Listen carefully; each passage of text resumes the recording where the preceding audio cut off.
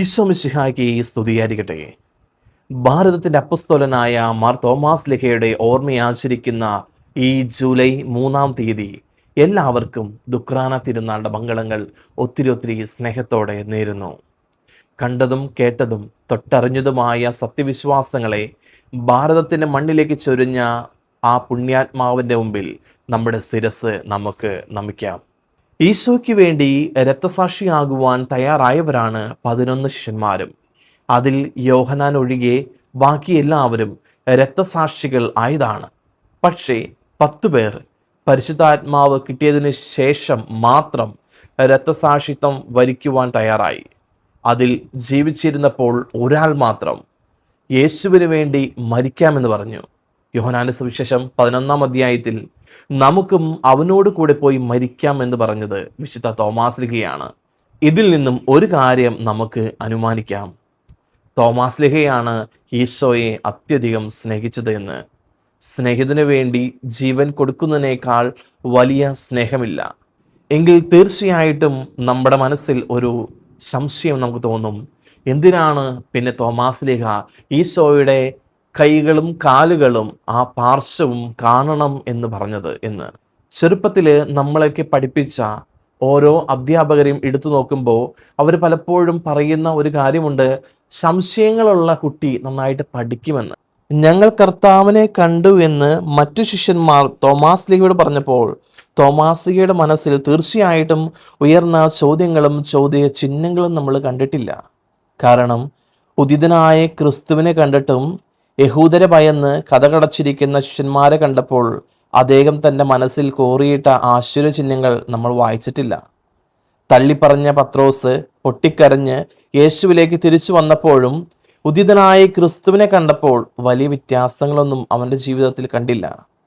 വിപ്ലവം പറഞ്ഞു തിളയ്ക്കുന്ന തീവ്രവാദിയായ ശിമിയോനെ കണ്ടിട്ടും ചുങ്കം പിരിക്കുവാൻ ഒരുങ്ങുന്ന മത്തായിയെയും കണ്ടപ്പോൾ തോമസിൻ്റെ കണ്ണുകൾ വിസ്മയം കൊണ്ട് ജ്വലിച്ചു. പ്രിയപ്പെട്ടവരെ, തോമസ് സംശയിച്ചത് ഉദിതനായ ക്രിസ്തുവിലല്ല, മറിച്ച് ഉദ്ധാനം ചെയ്ത ക്രിസ്തുവിനെ കണ്ടിട്ടും പേടിച്ച് മുറിയിൽ അടച്ചിരുന്ന ശിഷ്യന്മാരിലാണ്. അവൻ്റെ കൈകളിൽ ആണികൾ പഴുതുകൾ ഞാൻ കാണുകയും അവയിൽ എൻ്റെ വിരൽ ഇടുകയും അവൻ്റെ പാർശ്വത്തിൽ എൻ്റെ കൈ വയ്ക്കുകയും ചെയ്തല്ലാതെ ഞാൻ വിശ്വസിക്കില്ല എന്നാണ് തോമാസ് ലിഹ പറഞ്ഞു വെച്ചത്. നിങ്ങളായാലും ഞാനായാലും ഇങ്ങനെയല്ലേ ചിന്തിക്കുള്ളൂ. യേശു വന്നു എൻ്റെ മുറിവുകളിൽ കൈകൾ വയ്ക്കുവാൻ പറഞ്ഞപ്പോൾ തോമാസ് ലിഹ കൈകൾ വെച്ചില്ല, മറിച്ച് അദ്ദേഹത്തിന് ഉറപ്പായിരുന്നു.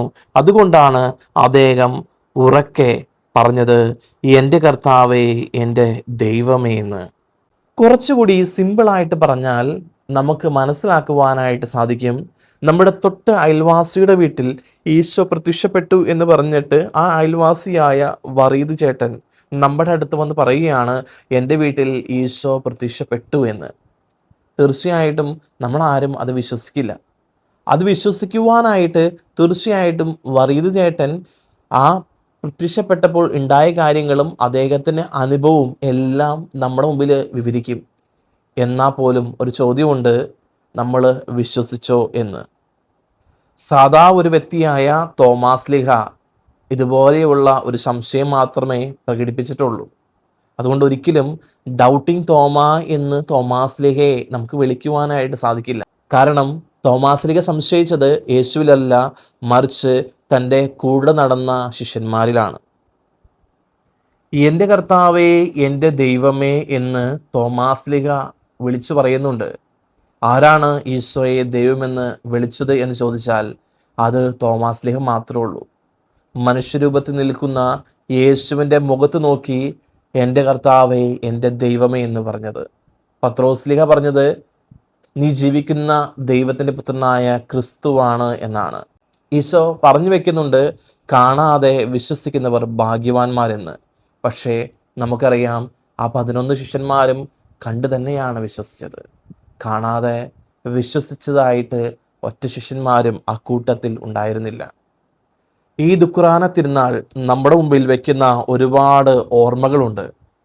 ഒരിക്കലും ദൈവത്തെ മറന്ന് ജീവിതം നയിക്കരുത് എന്നൊരു ഓർമ്മപ്പെടുത്തൽ, സുവിശേഷത്തെ മാറ്റിവെച്ച് ജീവിക്കരുത് എന്നൊരു ഓർമ്മപ്പെടുത്തൽ, സ്വർഗത്തെ ലക്ഷ്യമാക്കാതെ മുന്നോട്ട് പോകരുത് എന്നൊരു ഓർമ്മപ്പെടുത്തൽ. പാപം ചെയ്ത് ദൈവത്തിൽ നിന്നും അകന്നു പോകരുത് എന്നൊരു ഓർമ്മപ്പെടുത്തൽ.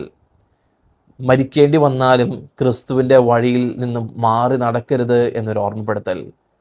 തീർച്ചയായിട്ടും തോമാസ് ലിഹയുടെ ജീവിതം നമുക്ക് മാതൃകയും വെല്ലുവിളിയുമാണ്. ബെനഡിക്ട് 16 മാർപ്പാപ്പ പറഞ്ഞു വെക്കുന്നത് ഇങ്ങനെയാണ്: Thomas was not a doubting Thomas but a daring Thomas. സംശയത്തിൻ്റെ മനുഷ്യനല്ല, മറിച്ച് സ്നേഹത്തിൻ്റെ മനുഷ്യനായിരുന്നു തോമാസ് ലിഹ. നമ്മുടെയൊക്കെ ജീവിതത്തിൽ നമ്മളും മനസ്സിലാക്കേണ്ട ഒന്നുണ്ട്.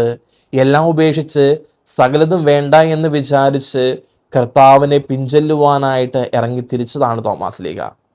തീർച്ചയായിട്ടും തോമാസ് ലീഹയ്ക്ക് ഈശോയെ ഒന്ന് കാണണം എന്നൊരു ആഗ്രഹം മനസ്സിൽ തോന്നിയിട്ടുണ്ടാവും. നമുക്കും അവനോടുകൂടെ പോയി മരിക്കാമെന്ന് പറഞ്ഞ വ്യക്തി. തീർച്ചയായിട്ടും തോമാസ് ലീഹയുടെ മനസ്സിൽ തോന്നിയ സംശയങ്ങൾ അതൊരിക്കലും യേശുവിനെ കേന്ദ്രീകരിച്ചല്ല, മറിച്ച് തൻ്റെ കൂടെ നടന്ന ശിഷ്യന്മാരെ കേന്ദ്രീകരിച്ചായിരുന്നു.